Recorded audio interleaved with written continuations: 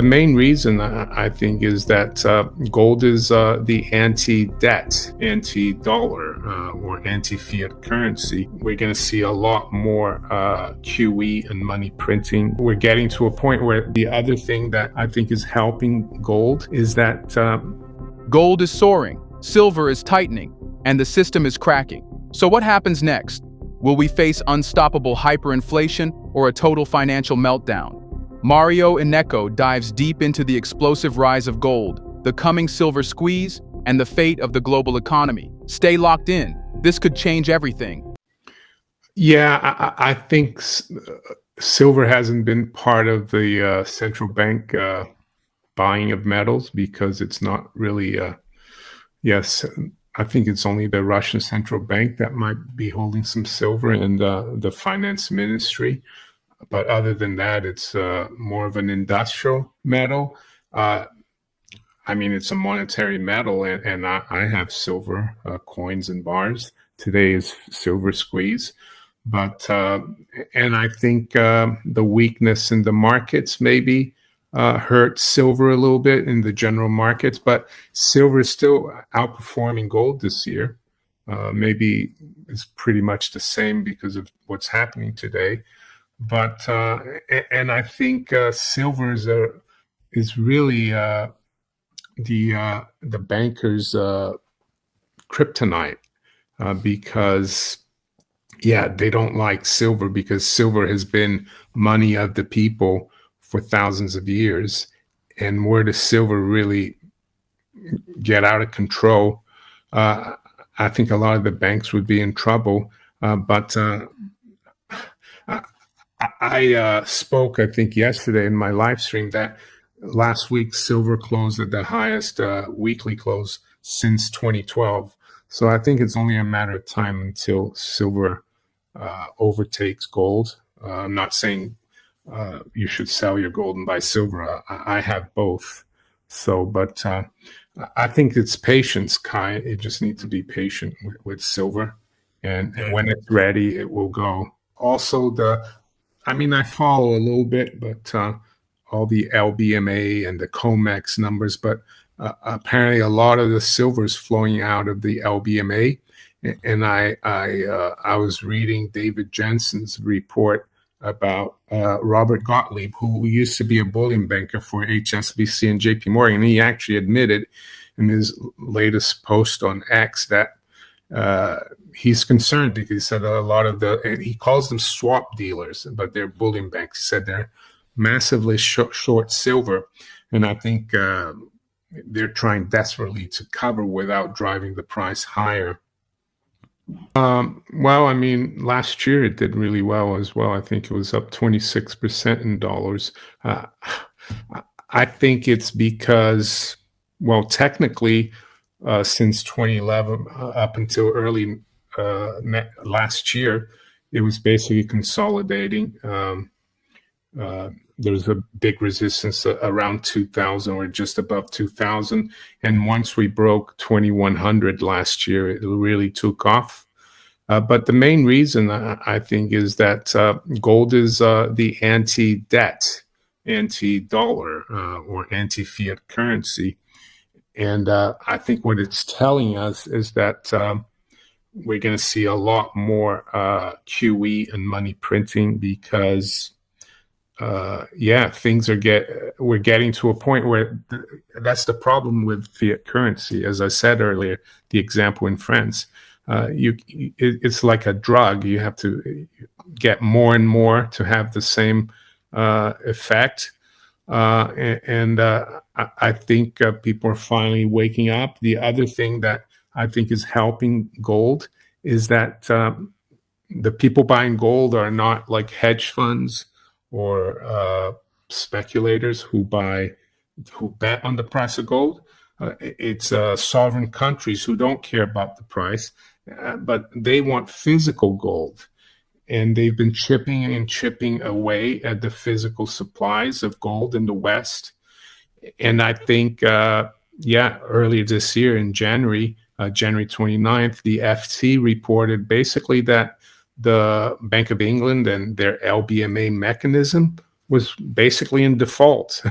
uh, 4 to 8 weeks to wait for spot delivery of physical gold.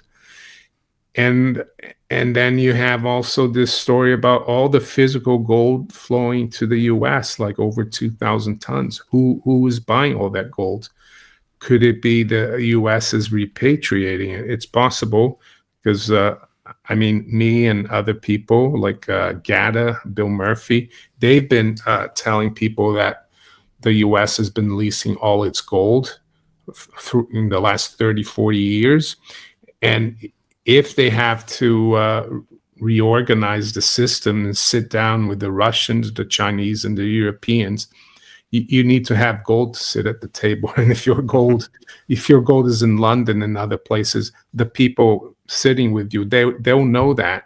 So I think that's the way I see it. I think the only way to reduce the debt is a default, and it can be done through hyperinflation, which I think is the most likely scenario, or by default, which some people think, the U.S. has never defaulted, but that's not true. They defaulted on the Liberty bonds back in 1933. They were supposed to be paid in gold, and Roosevelt banned gold bonds and gold for that matter. Nixon, that was a default on August 15th, 1971. So technically, the U.S. is still in default because Nixon suspended the payment of gold. That's what convertibility is paying the currency. You bring the currency to the bank and they give you the money, the gold.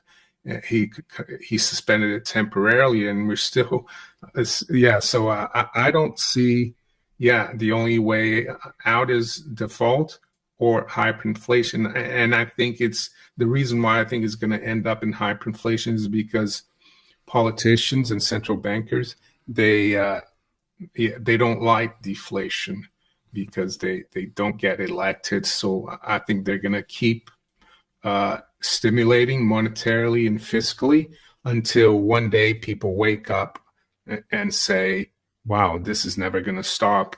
And that's when the hyperinflation starts. And hyperinflation has not even got anything to do with cost push inflation. And it's everything to do psychologically. People want to get rid of the currency as quickly as possible for anything of value. I'll start with the currency.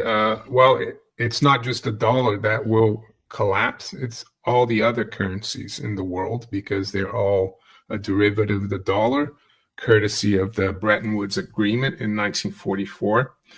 So don't be fooled into thinking the Swiss franc or the Singapore dollar or any other currency will do well. They won't. As for the consumer, it's not going to be good because when you have a currency collapse, producers of goods, services, let's say farmers, anyone that produces something valuable, they will stop accepting that currency. And so there will be huge supply shortages, and it would be very hard to get anything. The only way to get things will be through barter. And the other thing you need to make sure in a currency collapse, and we've seen currency collapses. I think the last one was in Lebanon a few years ago. Argentina, I mean, it happens all the time.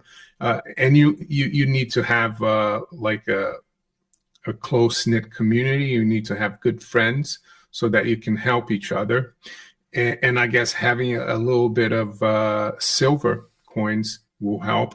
Maybe, I'm not sure about paper cash. People won't take that. So silver coins. Gold, I think, is more of a wealth preserver. I don't think you want to get rid of your gold in a hyperinflation. You might have to, unfortunately. But if you have gold and silver, you do very well. But you need to be aware that you have to have a good relationship with your neighbors. I spoke to Star Path Academy. I don't know if you heard of him. He grew up in Romania in the 90s and they had hyperinflation. He said the last thing people want to do is sell their gold and silver. You want to keep it for afterwards because you'll be able to use that for good. If you found this video insightful, don't forget to like, subscribe, and hit the bell icon so you never miss Mario Innecco's expert analysis. Stay informed, stay prepared, see you in the next one.